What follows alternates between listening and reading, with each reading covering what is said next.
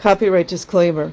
Under Title 17 U.S.C. Section 107, allowance is made for fair use for purposes such as criticism, comment, news reporting, teaching, scholarship, and research.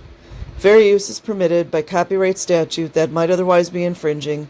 Nonprofit, educational, or personal use tips the balance in favor of fair use. Okay, guys. Highly, highly, highly, highly recommend going and watching this playlist by Aaron Levin Smith with Nathan Rich.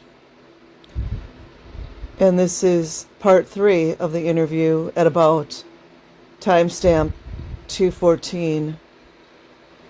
And as usual, Aaron's always trying to lift people up and praise them when they've gone through so much, not denigrating them or putting them down. And I want you guys to hear what Nathan Rich says, because it is important that especially never-ins or even Scientologists on the fence, or even perhaps relatives of Scientologists that are not in touch, know about all the second-generation children that took themselves out, as well as all of the suicide attempts of the children while they were at the ranch, the Mace Kingsley Ranch, which initiated in Palmdale, California, and then was moved to New Mexico. I forget what, maybe, I'm not sure what city, but here we go. You have gone in a period of almost 10 years from like almost never having touched a computer to being the head of IT for a major tech company with, I don't know, almost 1,000 employees. Like and I know you want to be private about what exactly you do, and we're not going to, specify that. But I think when people look at you, they can't necessarily see just from looking at you how successful you've become in the last 10 years. From where you were, and that's why I really wanted to have you tell that story in as much detail as you could, because it's incredible. Yeah, there's something that I want to say about that, which is that yes, there's a drive for people to there's sometimes a drive for people to accomplish, but there's something else to remember, which is that you're not hearing from the people that didn't make it. You're only hearing from the people that did. Right. So something that I learned when I came to Asia is that this concept, because I was talking to somebody and they said, I was saying, yeah, Americans don't really travel very much. And this was a local person. They're like, what do you mean? Americans travel like crazy. What are you talking about? Every American I talk to is like a traveling man. Most people in America do not fly around the world all the time. And they're like, oh, I get it now. And it's kind of similar. It's kind of like if you said, wow, it's amazing that you and all your buddies, all made it. I would say, no, we didn't make it, right? People died. There's people that I know from the ranch that killed themselves. Right. They're not, I don't say one person. I'm talking about multiple kids who have killed themselves since the ranch. Kids have tried. Did you hear that?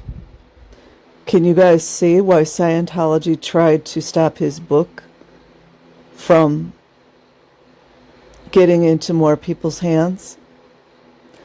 Lots of kids at the ranch tried to kill themselves. Numerous Scientology kids killed themselves. That's what that disconnection policy does. That's what dropping your child off at a Mace Kingsley Ranch and not giving them any love or care, or not allowing them to have presence from the rest of the family, which happened to Nathan Rich. And he also talks about a suicide attempt that he made when he was around, I think 15 or maybe 13, in which he took an entire bottle of extra strength Tylenol. The people there at the ranch did not take him to the emergency room or to the doctor.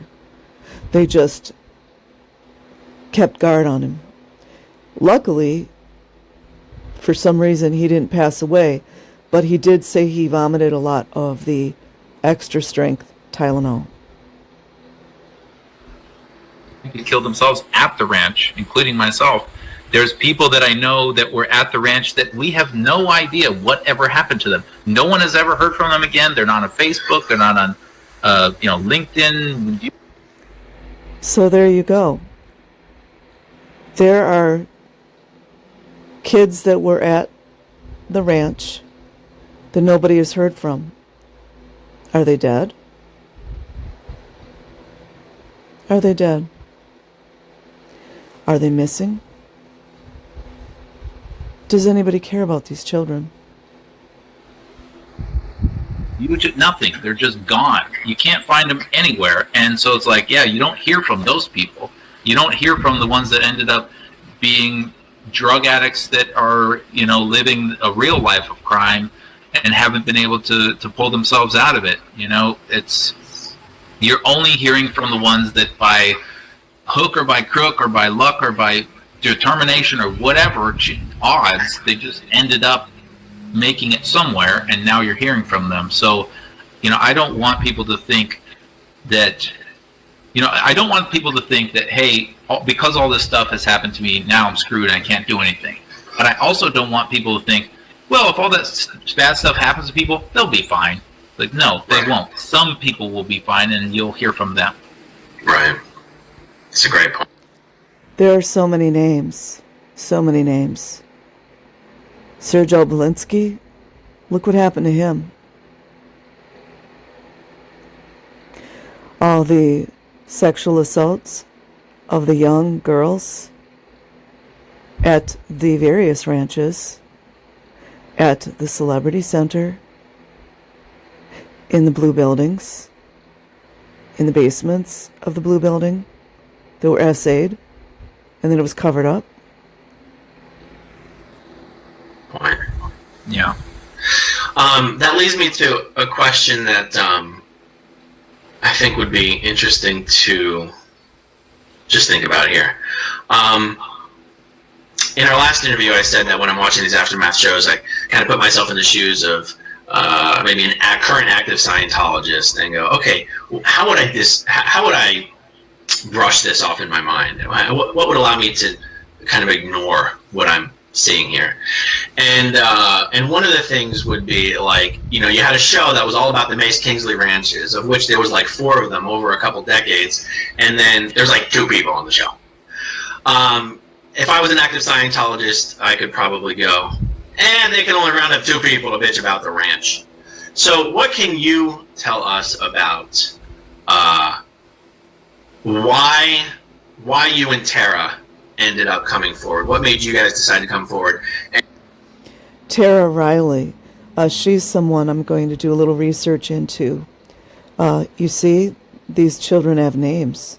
Isn't that wild? And hats off to Aaron. He's amazing. He's always giving credence and credit where it is due. And of course, he's not perfect like anyone else. I'm not perfect. And we just have to keep the memories alive of these children, as well as continue to spread education and awareness of the children that are in there right now going through the same abuses.